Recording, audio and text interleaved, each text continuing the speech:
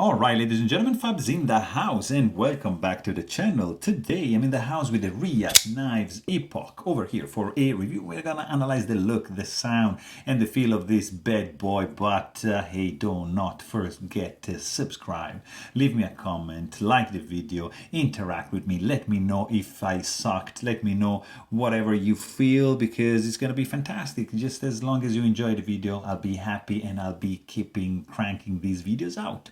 So let's just get started. Reate knives made in China. This is the Epoch and it's a titanium framework with a very nice look when closed.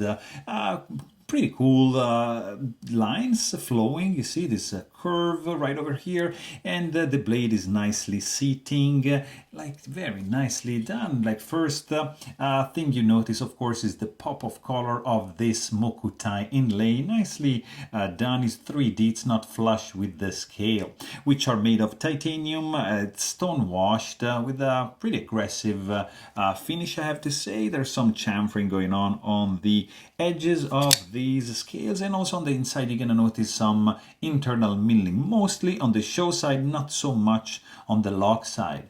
It's there's like some, it's mostly like 2D milling, as you can see. It's just a flat area and just chamfers which are also flat, so not too much 3D milling going on, but it's nicely done. You also have a pretty cool finger groove over here with some chamfers overall to have a nice and comfy experience when handling this guy. Also geared titanium backspacers, stone washed lanyard hole is integrated over here. You got a centering backspacer, as you can see, and the blade is pretty centered, I have to say.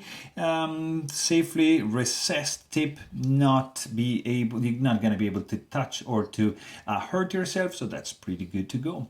You got also a nice flipper tab. It's there's just a little bit of jimping going on. It works both like in a push button deployment method or also like a light switch like that. I probably prefer light switch because of the sweep up shape. So just, you see, boom, and landing area over here, not really milled out, but nothing too crazy. You got T8 and I think that's a T10 and that's a T8 Torx bit screw, so pretty straightforward disassembly. You can also check my maintenance video if you want to see how to take care of this guy.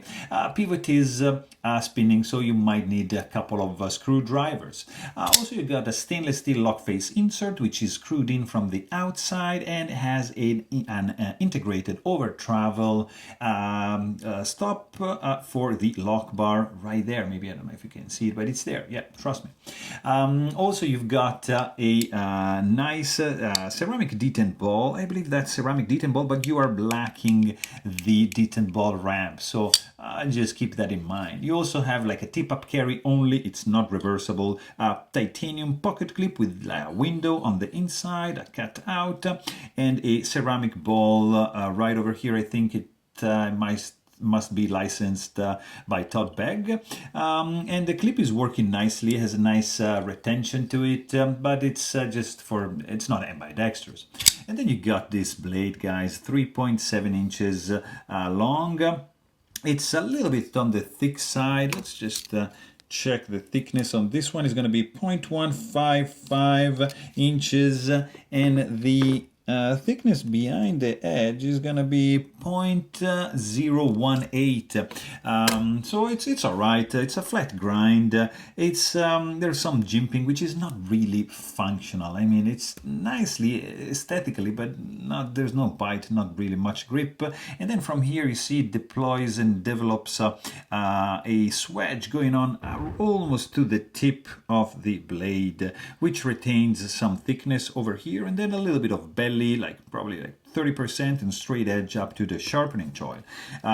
It's a little bit, you see, like it's a nice finish, but it's not like that fine. It's just like a stone washed, grayed out blade. You got some chamfer going on right over here on the flipper tab. You got a Reate logo on this side, and on the other side you got the material and the number, yeah, because this is a numbered edition, only 400 made.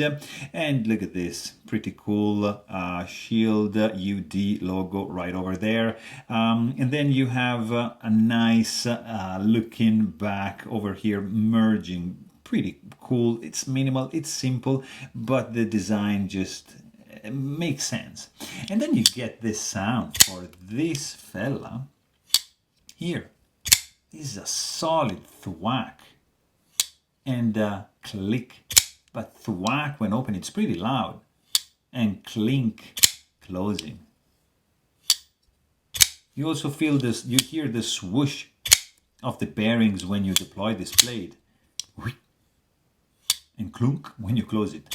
So it's not an obtrusive knife, it's quite loud, so yeah, you are in business. It's letting you know that the blade is fully deployed. It's clack. It's pretty strong. Also, you got some nice feel in the hand. Very, very good ergos, but we're gonna check those in a second. Let's first check out the weight, because yeah, guys, this is not like a 3-ouncer. This is a 5.48, 47. Look at that. Just lost some weight.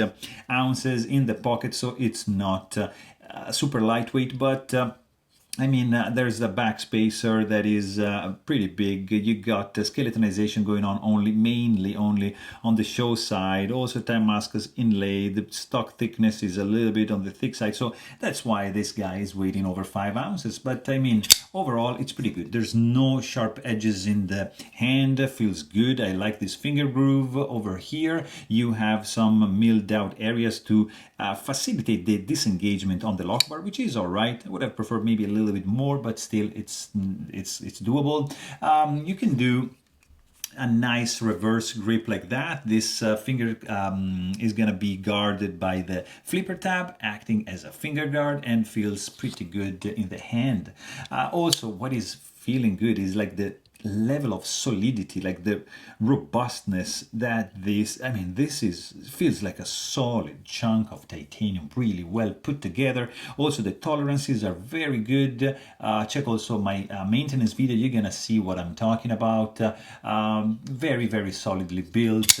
It's not that slippery. There's some jimping over here, so the grippiness is pretty good. And fit and finish also, it's nice. I mean, I don't see very much misalignments. Everything looks pretty flush to me. There is no rattling when shaken, and there's no blade play, no finger soreness when you deploy the blade, because the flipper tab is nicely designed. There's no lock stick because of the stainless steel lock face insert. I mean, on the feel department, this guy feels absolutely robust and checks out all the boxes. It's a very nice one. It's gonna be around I think $350, $400 if you can find one, because this is an older model, but still it's a very, very decent one, especially for the price. I mean, if you can find it on the secondary market, yeah, go for it.